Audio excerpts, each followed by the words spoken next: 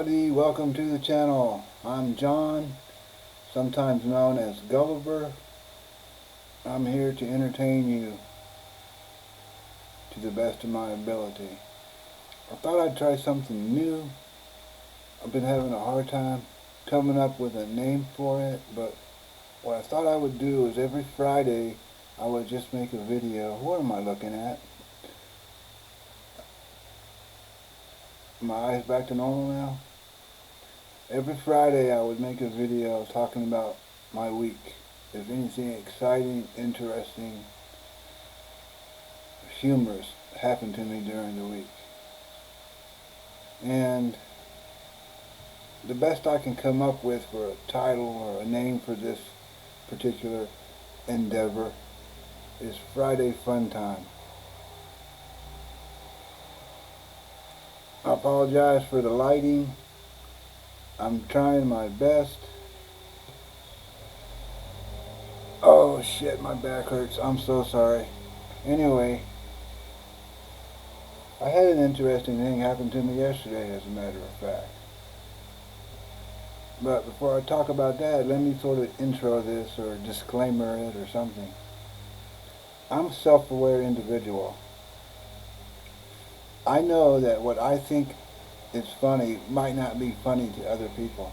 I know what might be interesting to me might not be interesting to other people.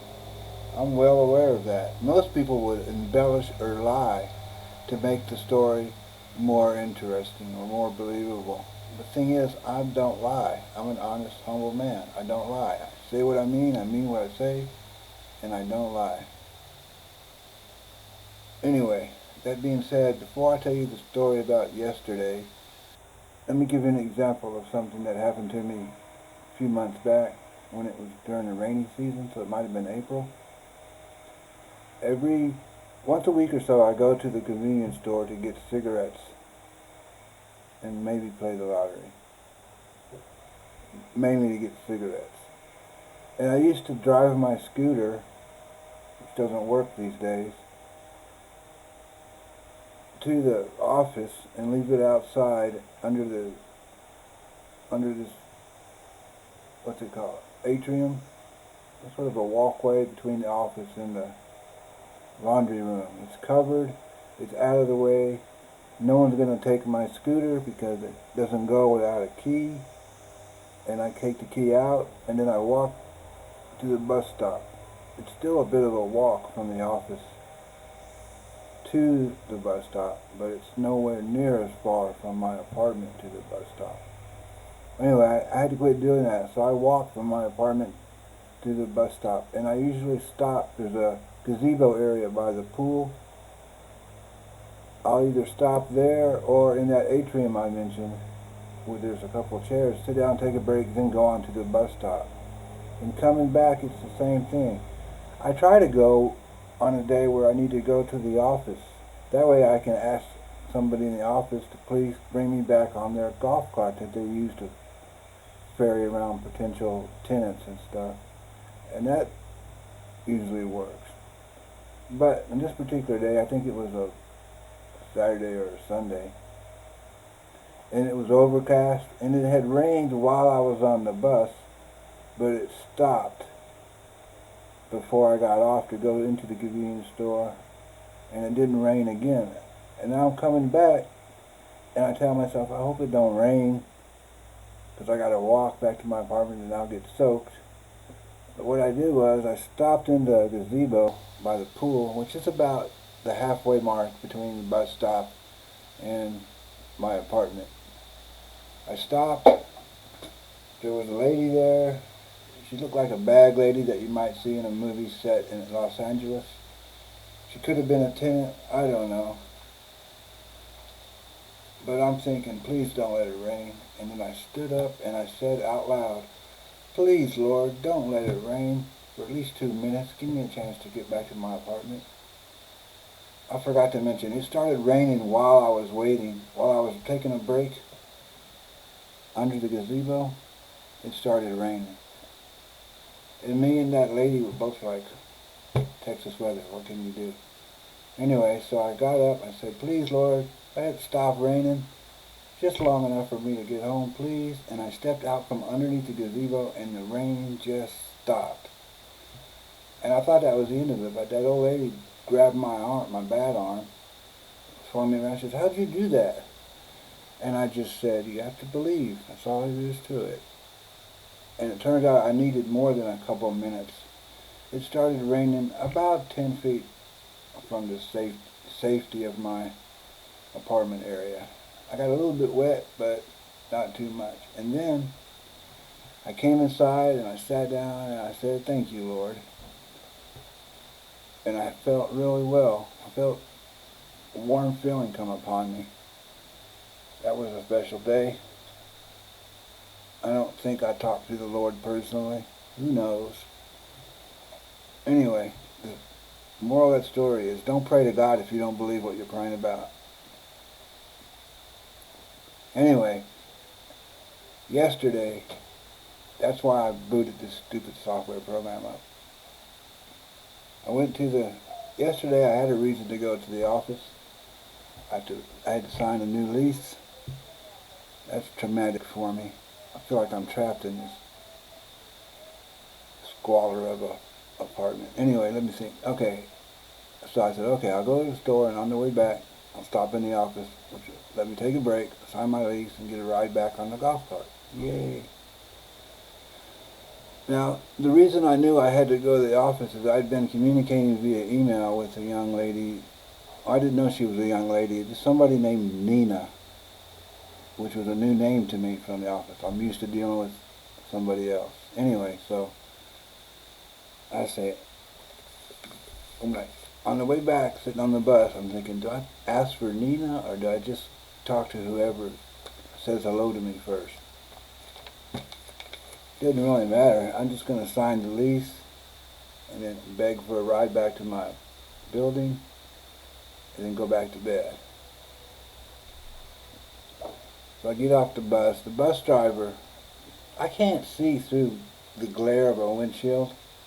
If you're in a car behind the bus or you're the bus driver and you're going like this, he's trying to tell me to go on. He won't leave until I cross the street. Well, there's cars coming from the other direction. I don't know what they're going to do, and I can't see him going like that anyway. Just go. Don't worry about me. If you don't see me jumping out in the middle of the street, there's no reason for you to wait. Go. So he went, and the guy behind him did the same thing. He's waving me on. I'm just standing there looking like I want to cross the street, but there's still cars coming from the other direction, and they don't look like they're slowing down. So I have to hook my cane onto my neck because I can't hold it. I can't use my left arm to wave him on, and I didn't want to wave him on with my cane. It might look like I wanted Mr. Magoo or something. And I said, just go. And he pulled up, and he goes, I was waving you on. I'm like, well, I can't see through your windshield. Just go. And I have an attitude all of a sudden. I don't know where it came from. He just went, geez, just try to help. And then he finally took off, and I crossed the street. I go inside to the office, and I walk into the first office, and there's a lady I've never seen before. She said, hi, how can I help you today? And I said, well, I'm here to sign a lease. I'm John from 1206. She said, oh yeah, I got that right up. I was just about, whatever. Let's go ahead and have a seat. And I'm like, okay, I'll sit down. It's going to take me a minute. It takes me a minute to sit down because I'm paralyzed. Okay, so I sit down, we do the lease thing, and we get to talking a little bit. And I noticed her accent is not American, and I don't think it's Hispanic, but it's very close. I noticed that. So we're leaving, and I said, I'm still hoping for, because I had asked her for the golf cart, and I didn't want her to forget, so we're leaving. I'm leaving. I said, I'm still hoping for that golf cart ride. She said, well, let's go see if it's out there. And I already know it's not out there because I didn't see it coming in.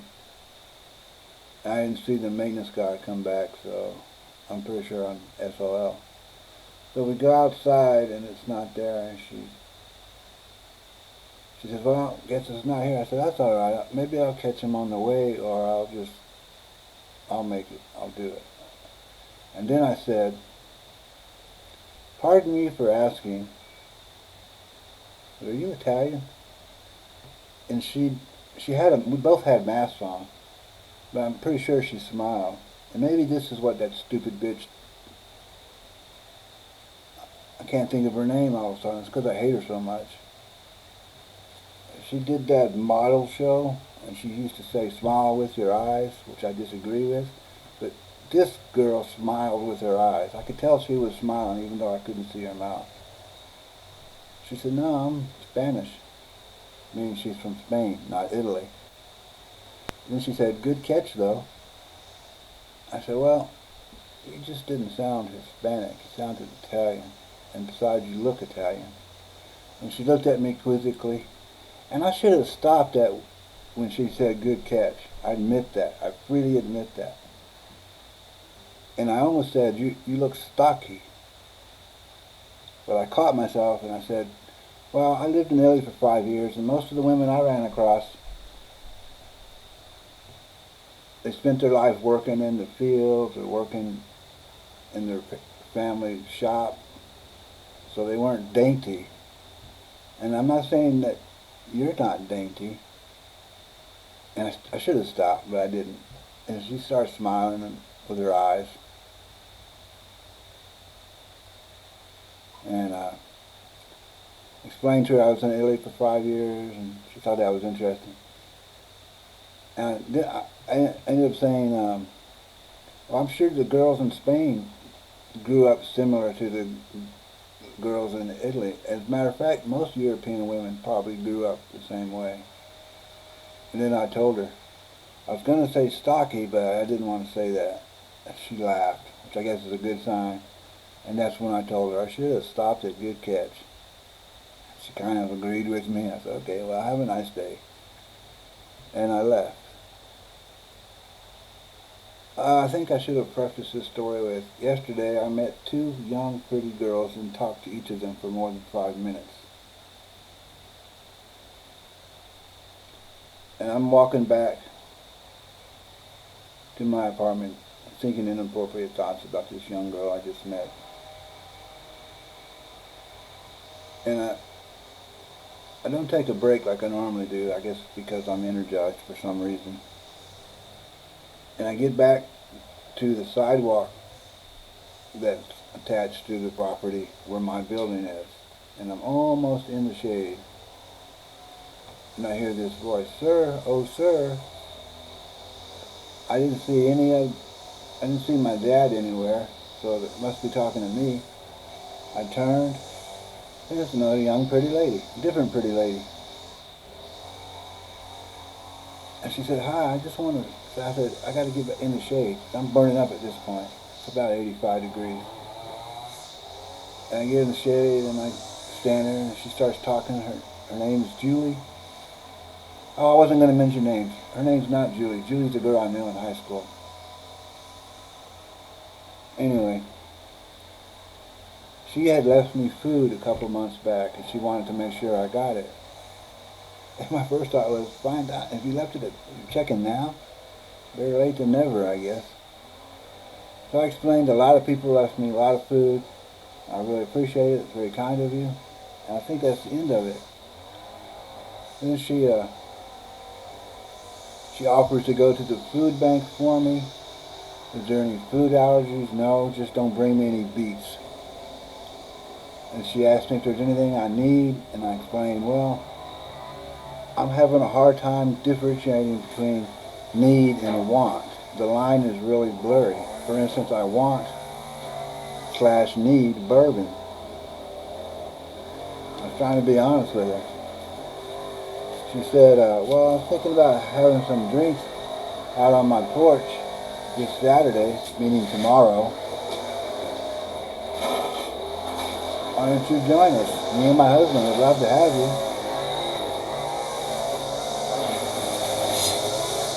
Son of a bitch. They're mowing the lawn or trimming the grass or something. I don't know what the hell they're doing. They weren't doing it 5 minutes ago.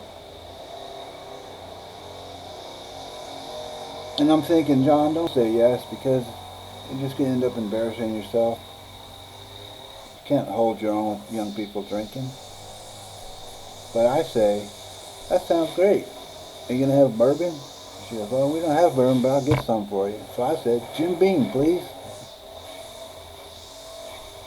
Anyway, she was young and pretty. First girl was young and pretty.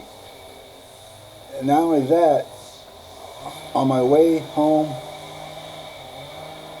on my way to the convenience store, I found a shiny new quarter. I say new because I don't know what year it is, but it was shiny. And you know, usually you find a penny, maybe a nickel, but I found a quarter. 25 cents. Woohoo! But I got done talking to this young girl who invited me over for drinks. That's a date, right? But she's married, so it's not really a date. And I hit it off with the first girl, probably because the girl I normally talk to didn't warn her about me. So I caught her off guard. And then I talked to the second girl. I found a quarter. I have a nice conversation with this first pretty young girl. I make it back to my apartment without passing out. And I have a second conversation with a different pretty young girl. What a day am I having? I remember thinking yesterday, I bought a scratch off and I bought a quick pick and 2 scratch offs. One of the scratch offs was a $2 winner. The other one was Bumpus. But I still have my quick pick. Tomorrow night, we'll see how lucky yesterday really was. I've been buying quick picks now since the beginning of the year. Well, let's just say the most I've ever won off quick picks at one time is the minimum. I've never gotten more than 3 numbers out of 6. But this time might prove different, since yesterday might have been a lucky day for me. What was yesterday? July 23rd. It sounds like something special happened on July 23rd in America. I guess I could look it up, but I don't really care. Okay, that's the end of my story. End of my Fun Time Friday. I hope you enjoyed my story. It's the honest to God's truth. If I said any names, they were changed to protect the young and innocent. Okay.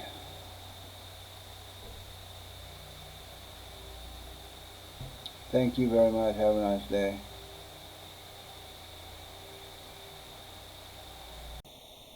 Oh, and before I forget, please like, please share, please subscribe. Tell your friends, tell your family, tell your teacher, tell your preacher, tell your precinct police chief,